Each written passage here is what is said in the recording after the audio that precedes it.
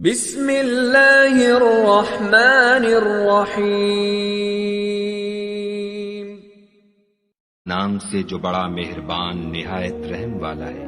اے پیغمبر صلی اللہ علیہ وآلہ وسلم، اپنے پروردگار جلیل الشان کے نام کی تسبیح کرو، جس نے انسان کو بنایا پھر اس کے اعضاء کو درست کیا، اور جس نے اس کا اندازہ ٹھہرایا پھر اس کو رستہ بتایا، اور جس نے چارہ اگایا پھر اس کو سیاہ رنگ کا کوڑا کر دیا۔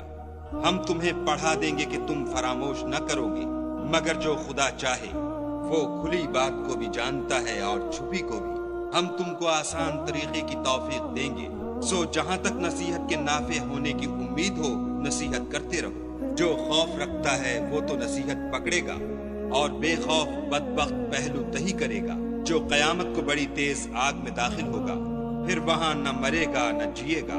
بے شک وہ مراد کو پہنچ گیا جو پاک ہوا، اور اپنے پروردگار کے نام کا ذکر کرتا رہا اور نماز پڑھتا رہا۔ مگر تم لوگ تو دنیا کی زندگی کو اختیار کرتے ہو، حالانکہ آخرت بہت بہتر اور پائندہ تر ہے۔